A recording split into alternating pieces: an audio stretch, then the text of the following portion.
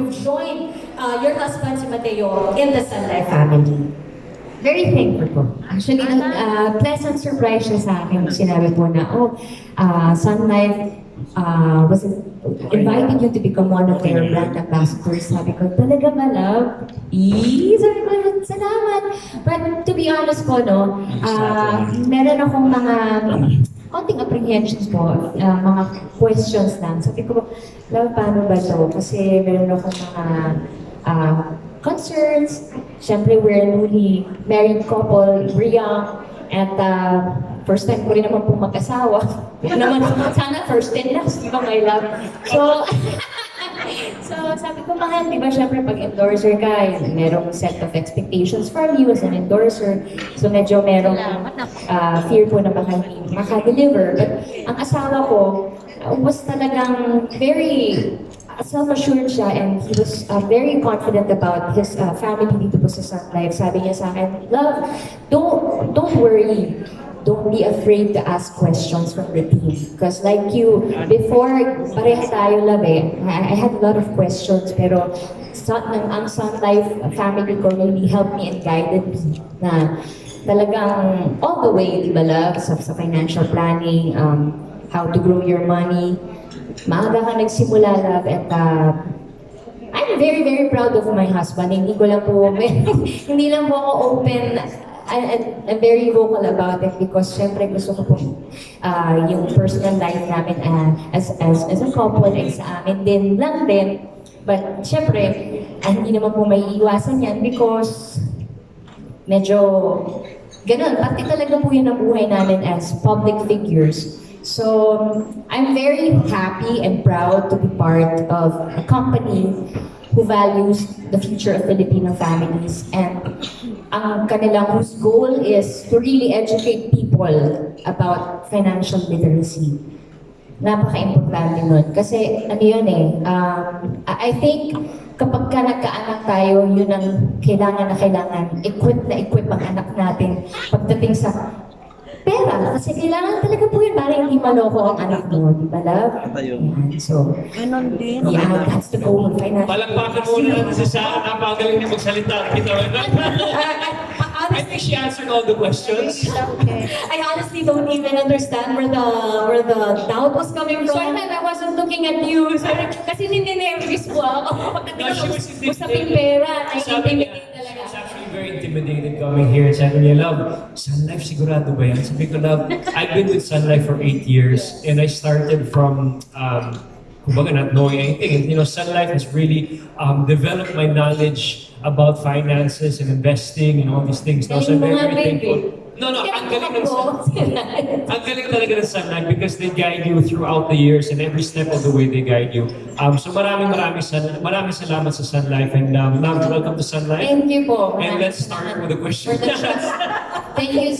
No, talaga po maraming salamat po for the trust. Salamat po. Ay, Sarah, you're very much welcome with us here in the Sun Life family. Ikinakabakil ko na ito, but we're super happy to have you with us. But you know, Sun Life is really all about, you know, being a partner to Filipinos, and you know, having a very successful career. Gano'n ka-importante sa iyo yung gano'n? You know, having a partner who helps you achieve your dreams. So you have a whole team surrounding you and helping you, rooting for you. How important is that for you? Ano po yun, like any other normal person po, lahat tayo kailangan natin ng, we need to be surrounded by people na talagang trustworthy po, na hindi ka matatakot to be yourself, di ba?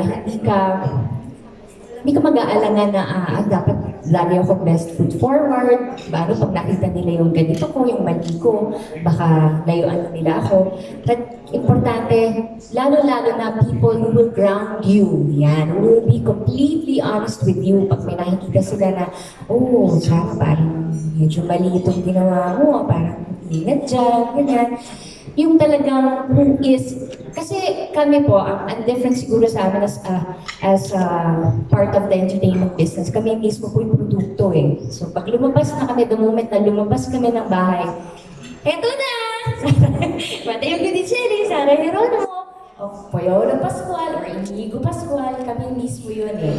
So, mahirap po magkamali sa public eye. But, importante, pag nakakita ka ng mga tao na alam mong who is after your welfare, your well-being, yung mentally, kumbaga, they are for your health, hindi lang physically but mentally and emotionally. Hindi ka lang titingnan bilang produkto o business ka lang. Kaya we are here for you. Pag wala na yan, wala na rin kami. Pag nakita mo yung mga taong yun na talagang mararamdaman mo na mahal ka talaga for who you are. May pera ka man, sikat ka man, daos ka man, for keeps yun. Diba? For keeps. Oh, and so far, pagdasal natin sa Diyos. Di ba, love? Pero ito nga, kayo you were saying as a newly married couple, di ba? You guys got married and then the lockdown happened and then you were really forced to get to know each other. Like you said, yung Forced na forced po eh. Oo, walang choice eh. So, I'd like to ask Mateo, ano yung nabago? Paano yung naging dynamics ninyo when you were suddenly, in lockdown together, making very important decisions together, being newly married? How was that adjustment? We got married Feb 2020, and a week after that, lockdown because of COVID happened. We stayed in a condominium for 6 months, kaming dalawa lang, at yung isang aso namin si O4. And it was actually a challenge, but I loved the challenge. I loved it, I had a great time. Madaming learnings. Discoveries. But it was the first day, sabi ko, love, this is the first day na adulting na kami ba? Na ito na yun. This is our life together. Let's start this off properly and nicely, kumbaga. So the first thing I did, I opened an Excel sheet. And Feb 21, 2020, our first lockdown, the next day, 2 days after, Feb 2022, 2020, the first lockdown of our first expense. So from that day up to today, all our expenses are there. So I try to be a responsible husband. And thanks to your papas, Tito Jan, talagang very supportive at helpful sa amin pong mag-asawa pagdating po sa having our finances, investment. Yeah, I was gonna ask, paano yung, how do you discuss it? Like, do you schedule, okay, this time we're going to talk about our finances? Or did you establish rules from the get-go na, love, nakilove talaga ako, love. Ano ba tayo, paano yung gastos natin? Ikaw, sagot mo to, sagot mo yan. Paano yung usapan doon? I think first and foremost, what's very, very important is, I always told Sarah, knowledge is very important. You need to know. So when people ask you, you're not like, ask him or ask this, ask that. You need to know. So as much as possible, every time we have our tax filing or accounting sessions, I always make it a point, Sarah's present. So she knows what we're talking about. It's not, the first sitting maintindihan mo lahat, diba? Ako din, hanggang ngayon, hindi ko maintindihan, diba? So, it's just very important to be exposed to this. And then afterwards, Sarah and I will always talk, love, how do we do this? How do we budget for this? So I'm very, very proud of Sarah that after every single day, you see her growth as a woman, as an independent woman. That talagang, ito yun. That, she really knows what she wants, she knows what she wants to do, and she's very eager to learn about life and how to be an independent woman. Ang magandang gising. But I'd like to emphasize Mateo's point on that. Kasi parang a lot of people get intimidated when you talk about finances. Kasi it's numbers di ba? And not all of us are very good at math. Except siguro si Chairman Camacho and of course our Chief Financial Officer from Canada, Mr. Manjit Singh. Very much experts at that. But this is what Sun Life is really all about. That you don't have to be scared to take that step because you have a partner taking that step with you. That's what we're all about. And this is what we're continually trying to tell Filipinos na huwag kayong matakot kasi merong gagabay sa inyo. Yeah. I think just to interject there, it's very, very important, especially for our kababayans, na investing, putting your money somewhere, it's sometimes very intimidating.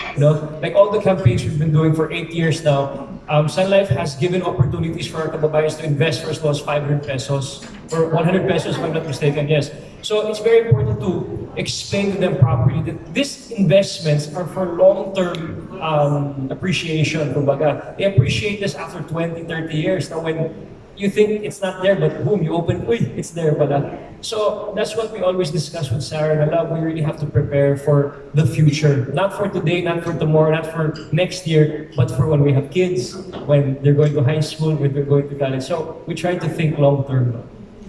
And of course, shout out to my favorite GB that he's been really guiding me. Of course. Si GB, yeah, he's my financial advisor here in San Juan. Wow! Hi, Sir Jimmy. Master. Sir, yeah. Ang advisor ni Mateo is none other than the president of Sun Life Asset Management. Grabe, di ba? So, you can imagine the kind of guidance he gets. Pero part of your preparation for the future, eto nakikita namin na you're getting into a lot of businesses, the latest of which is G Productions. Can you tell us more about that?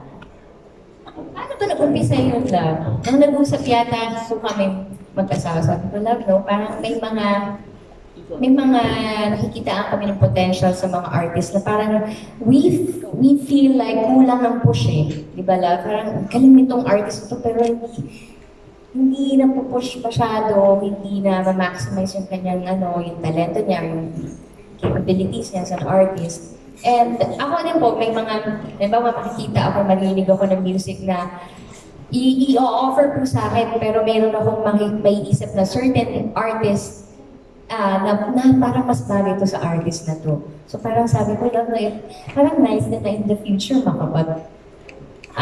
hindi naman manage, no? Parang involved din tayo sa production ng kung ano mang project yun, no? So G Productions is our baby project. It all started during the pandemic. No, naalala niyo po yung pandemic times, we were all shooting by ourselves at home. Di ba? Hindi tayo pwede lumabas. So nasa bahay lang kami nagsushoot.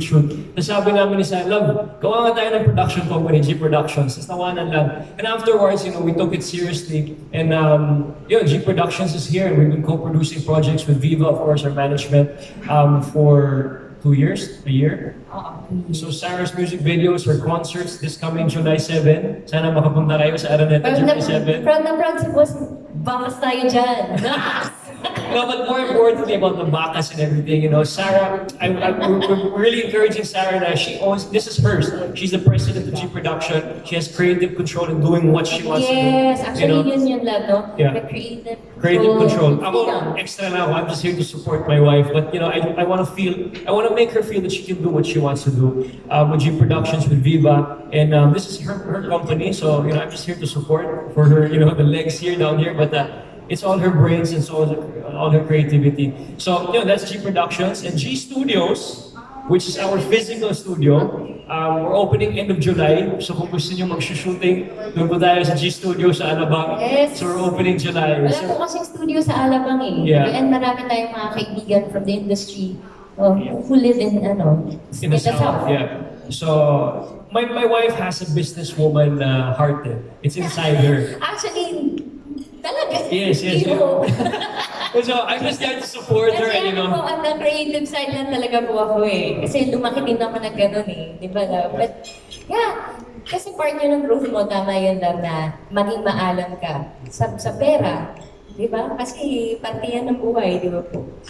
But I like that, yung sinasabi mo kanina, Sarah, about may nag-offer sa'yo ng kanta and then you hear it and parang may naiisip na, ano bagay ito kay ganito? I mean, that is such a generous thing for an artist to be, di ba? Kasi if you were really just after yung kita lang or di ba, it's all business, you would get it for yourself, di ba? Pero there's that generosity to support other artists as well. Yes, definitely. Sarah's all about collaboration and lifting up Filipino artists. Kumbaga, if you hear her new songs, spokesperson na ako eh. If you hear her new songs, these are all from new artists, new Filipino artists, because she always says, Love, ang laki-laki ng K-pop, why can't we make Filipino artists even bigger? Because talagang, that's her advocacy ba? To really push Filipino artists. Ma'am, even award-giving bodies, importante yung legitimacy, yung credibility, magkaroon tayo po yan eh. Kasi, di ba, sana magkaroon tayo ng Grammys, ng ano pa ba lang? Parang Oscars, Golden Globe Awards. Alam mo yun, sana one day talagang bigyan natin ng pagyamanin ng gusto ng ang ating sining. Si Madam De Leon she just got, Dolly De Leon. Dolly De Leon. Yeah. She's part of the Grammys or something like that. So talagang Filipino, yeah, galing. Oo nga, ayan. Definitely a lot of potential pa no, in our Philippine entertainment scene. So it's good to know na meron tayong mga dreamers and visionaries like Sarah and Mateo looking after that and taking on the challenge of further lifting the Philippine entertainment scene. But of course, hindi naman tayo parate puro trabaho, di ba? We'd like to relax as well. Kayo as a couple, as a couple, ano ba yung mga favorite forms of leisure and how do you enjoy your time bonding together? Ay, ma'am, nakakatawa nga every time na nakakapag-travel kami mag-asawa, sabi ko, basta meron talaga tayong sapat na fun sa pag-travel natin, okay na ako eh. Okay na ako, basta makakain tayo ng maayos. Basta wala na yung mga material things na importante, meron tayong funds para sa travel and food. Diba? Good food. Food with emphasis. Oo, kasi di po ako materialistic talaga eh. Sa trabaho ko po, parang it is our responsibility na pangalagaan syempre yung aesthetics natin, yung suot natin, kasi sino pa ba naman po ang mag-aangat, maka-uplift ng sarili natin, ng imaging natin, kundi tayo rin na artist, responsibility natin yan. But yung travel talaga is, we really enjoy traveling, no? Eating good food, the Gianni, oh my God, such good food. And creating memories, beautiful Memories, of course. Hindi mo masyado alam kung saan nilalagay ni Sarah lahat ng food na yun, ano? Kasi Grabe ito mag-workout. Grabe ito mag-workout si Sarah. Oh, tell us about your health routine as a couple. I regularly work out, but Sarah works out all the time. She does yoga a lot. She does Pilates. She does treadmill every night before sleeping. Hindi naman every night. Every other Pag night. may concert lang. May concert! No, but she really keeps fit, and not a lot of people know she's a very strong runner. Okay, she runs very good. She can do her 5K in around 25 minutes. Uy, ka naman 26, let's say 26. So she's a good runner. That's still very good. That's still very good. She can run very well. Grabe! Alam niyo ba kung ano sinasabi niya na under 26? Kasi mag-boyfriend girlfriend pa tayo, no? Pa-impress ako sa'yo. Wala kang choice, no? Wala ka ba yung walang choice eh? Grabe, living healthier lives kasama sa pagiging couple ninyo. I love it so much. Okay, now, I'd like to know also, kasi parang you're also very passionate about nature, about the environment. What are your advocacies? Can you tell us more about that? Advocacies, no? Sarah and I, just last year, we became very much involved in sustainability, kumbaga, no? So we have this little space in the jungles of Laguna, and we fell in love with the place. It's a farm actually, and we have some farmers there that we grow little crops and some produce for our restaurants, kumbaga. So we have some arugula, some lettuce, some cherry tomatoes that we try to grow. We grow there, and it produces for our restaurants, kumbaga. So things like that, no? And Sarah's also very passionate with animals, animal welfare. You know, she started being involved with this foundation called AKF.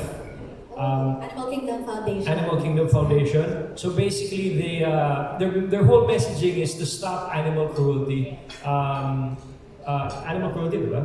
Yeah. Yes, stop. And dog meat trade. Dog meat trade. You know, selling dogs for food, etc. to make kata and all. So, dogs, mga horses po. Mga horses and all these things. So she's very involved with animal rights. Matter of fact, just last week we were in Batangas in Tita Susan Enriquez farm. And going back home, she saw them with 2 kittens in the road. And then sabi niya, love, tigil tayo, kunin natin. Sabi mo, naman may-ari yan, may-ari. Kasi gitna Kasi gitna. ng kalsada. So the driver went down and we moved the cat to the side. And then we umandar kami. Tapos sabi niya, love, kunin natin. Sabi, hindi pwede ba kung may-ari yan? So sabi ko, sige, atras kami. Nung umatras kami, yung mga dalawang... Tinabi na kasi ng... tinabi namin, bumalik sa gitna. So talagang magpapasakasahan daw, Nagpapakuha sila. So kinuha namin. And And we gave them po sa... to our friend in Batangas that she rescues cats. Yes. At first she wanted it for her house. So we already have 5 dogs plus 2 cats. Sabi ko, love, I think that's a little too much. I think next time we have 5 dogs and 2 humans na lang. Di ba? So yun na lang, instead of 2 cats. So anyways, we gave the cats to our good friend that rescues cats and yeah, they're happy now. So, yun. Bilang isa rin akong cat mom, I'm super touched. Thank you so much for doing that, Sarah and Mateo. Okay, now just to close this little chat, I'd like to ask you to give a message. Kasi as we were talking, as Carla was discussing a while ago, marami pa rin yung medyo uncertain about getting insurance, about getting investments. So, ano yung word of advice na mabibigay ninyo for those na have all these financial goals, pero medyo may fear pa into learning about it or into getting into it? For us naman, we like to recommend and of course advise our fellow kababayans that insurance is very, very important. Investing your money is very, very important, especially to a company or organization that's very, very credible. And no matter how small the amount is. Yes, no matter how small, you can always start, the earlier the better, kumbaga. You know, everybody knows sa araw ngayon sa social media, marami po mga scams ngayon, di ba? Invest there, di ba? May mag-invest ka doon, too good to be true, mawawala yung pera mo. Yeah, like I have our kasabahay, you know, she was messaging an online app on a bank and she thought, sir, ito legit to, mapapasa ako ng ganito. And then hindi pala. Naubos yung pera sa account. So, things like that though, we launched a very, very good campaign years ago called Scam the Scam. I hope we do something again in the future. Yes. So, you know, to really implement this reminders to our kababayans now, what are the things we have to spot before investing, kumbaga, no? If it's too good to be true, if the returns are too high, etc., if the organization is credible, etc., etc. So I think Sun Life is the perfect company for all our kababayans to start putting some money as soon as possible. Because one, the company is super credible, more than 100 years. Yes, 128 this year. 128 years. Two, our financial advisors are amazing. They know what they're talking about. They know what they're doing. So your money is in good hands. You give questions, they answer your questions for you. So yun, you know, and we give opportunities for our kababayans to start in a very, very minimal amount. So the earlier we start, you know, the better it is for all of us. Yun po. Don't be scared. And yun yan, ma'am, don't be afraid to ask. Just to seek help from talagang credible or mga experts, no? And of course, partner with a credible brand. No less than the number 1 life insurer, Sun Life. Alright, thank you so much, Sarah and Mateo. How about a round of applause for the G's, ladies and gentlemen? Now, thank you for giving answering the questions. Of course, we're super excited again to have Sarah join Mateo as a brand ambassador. At hindi lang kami yung excited, there are also a couple of guys who would like to welcome you into the Sun Life family. Please watch this.